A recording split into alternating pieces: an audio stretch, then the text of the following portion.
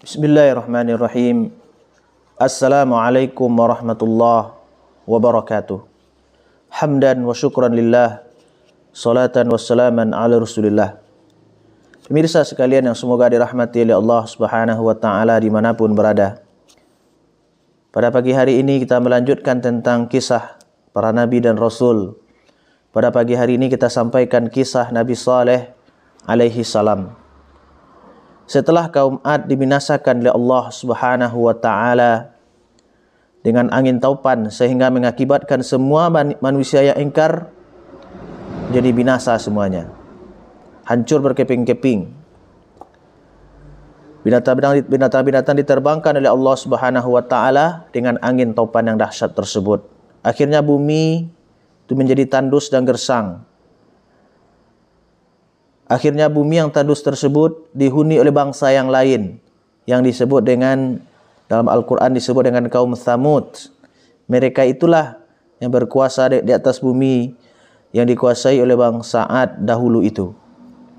Jadi setelah kaum Ad binasa semuanya, bumi ini menjadi tandus dan dihunilah oleh sebuah kaum yang disebut dengan kaum Thamud.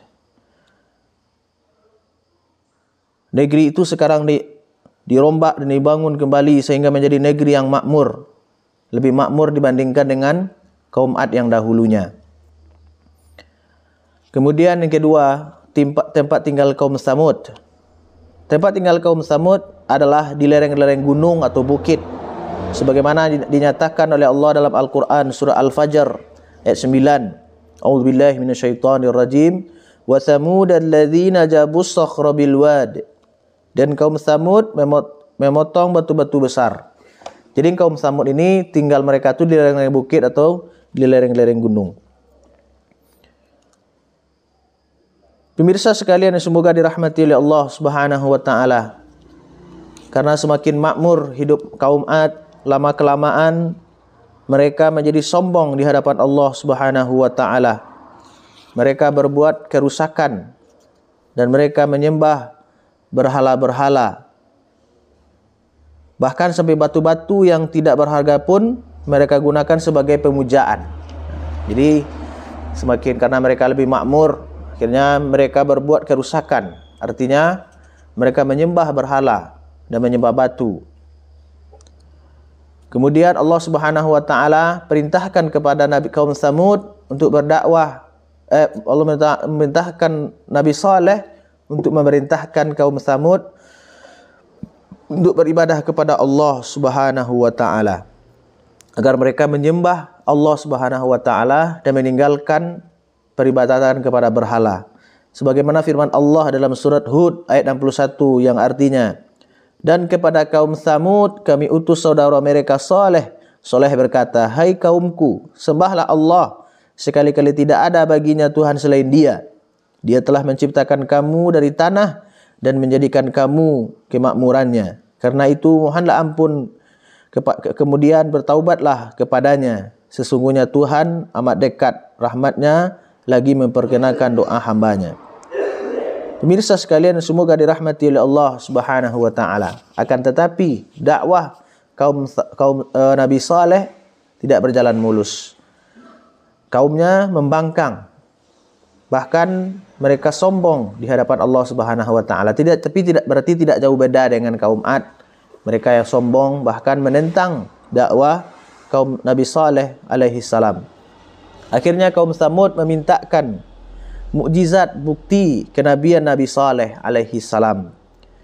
Akhirnya Allah Subhanahu wa taala memberikan Saleh disuruh untuk menunjukkan mukjizat sebagai bukti seorang nabi. Apa kata Nabi Saleh? Allah berfirman kepada Nabi Saleh, pergilah engkau hai Saleh untuk mendapatkan kaummu dan katakanlah kepada mereka agar mereka berkumpul di luar kota di kaki gunung yang ditampak itu. Itu dapat melihat mujizat yang mereka kehendaki. Jadi Allah Subhanahu wa taala perintahkan kepada Nabi Saleh untuk mengumpulkan kaumnya di kota yang di luar kota di kaki gunung agar mereka melihat mukjizat Allah Subhanahu wa taala. Akhirnya dari bukit tersebut Apa kata Allah? Dari gunung tersebut akan muncul seekor unta betina yang luar biasa, bagus, gemuk, yang tidak pernah mereka lihat semuanya. Akhirnya mereka berkumpul semuanya. Lalu dari gunung tersebut keluarlah unta betina yang bagus, gemuk, yang belum pernah mereka lihat sebelumnya. Akhirnya kaumnya ada juga yang beriman, ada juga yang kebanyakan mereka tidak. Allah perlihatkan kepada mereka muncul dari bukit tersebut unta betina yang bagus. Akhirnya mereka juga tidak beriman kepada Allah Subhanahu wa taala. Kemudian pembunuhan unta, mukjizat Nabi Saleh alaihi salam. Karena kedengkian mereka, iri hati, maka mereka berkeinginan untuk membunuh unta mukjizat Nabi Saleh tadi. Untuk merangsang agar banyak pemuda yang mendaftarkan diri untuk membunuh unta tersebut. Jadi mereka membuat sayembara, mengumpulkan pemuda. Siapa yang bisa membunuh unta tersebut akan diberikan hadiah seorang perempuan cantik yang bernama Saduk binti Mahya. Jadi siapa yang bisa membunuh unta Nabi Saleh tersebut akan diberikan hadiah seorang wanita yang cantik bernama Saduk binti Mahya. Hadiahnya, terserah bagi mereka apakan itu wanita tersebut, sepuas-puasnya. Kemudian dan juga seorang wanita tua keparat mau menyerahkan kehormatan anaknya kepada seorang laki-laki yang bernama Qudar ibnu Saleh, asalkan pemuda itu dapat membinasakan unta dari permukaan bumi. Dengan langkah tegap dan penuh keyakinan kedua pemuda tersebut, Nabi Saleh berkata, "Hai kaumku, kamu benar-benar telah berbuat dosa. Sekarang kamu boleh bersenang-senang dan bergembira 3 hari saja atas kematian unta tersebut." Jadi pemuda tadi berhasil membunuh unta Nabi Saleh alaihi salam. Sesudah 3 hari hujan akan datang, dan ini bukan perjanjian yang bohong. Tempoh 3 hari yang diberikan kepada mereka oleh Saleh dengan harapan mudah-mudahan mereka insaf. Kemudian bertaubat, beriman kepada Allah Subhanahu wa taala. Akan tetapi selama 3 hari mereka juga tidak beriman kepada Allah Subhanahu wa taala.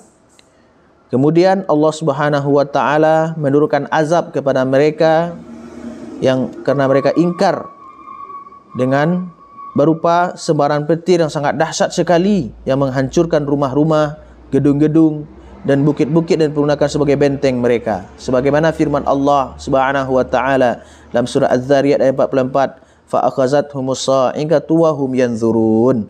Maka mereka berlaku angkuh terhadap perintah Tuhannya, lalu mereka disambar petir sedang mereka melihatnya.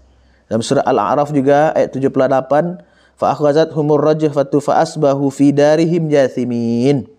Karena itu mereka ditimpa gempa, maka jadilah mereka mayat-mayat bergelimpangan di tempat-tempat mereka. Jadi Allah Subhanahu wa taala turunkan azab berupa petir yang menyambar gedung-gedung, rumah-rumah mereka ini bukit itu Allah Subhanahu wa taala hancurkan semuanya. Akhirnya kaum Nabi Saleh binasa semuanya. Jadi inilah pengingkaran kaum Nabi Saleh alaihi salam.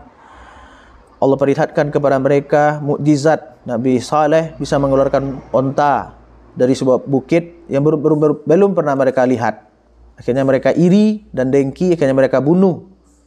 Lalu Nabi Saleh memberikan tenggang kepada mereka 3 hari supaya mereka bertaubat kepada Allah Subhanahu wa taala. Akhirnya tidak juga. Akhirnya Allah Subhanahu wa taala timpakan kepada mereka azab berupa petir yang dahsyat yang menghancurkan mereka, ternak-ternak mereka dan rumah-rumah mereka dan sebagai benteng mereka di bukit tersebut. Demikianlah akibat terhadap orang-orang yang ingkar kepada Allah Subhanahu wa taala. Demikian saja. Alhamdulillah kita selesai menyampaikan tentang kisah Nabi Saleh alaihi salam. Mudah-mudahan bermanfaat. Subhanakallahumma wa bihamdika asyhadu an la ilaha illa anta astaghfiruka wa atubu ilaik. Assalamualaikum warahmatullahi wabarakatuh.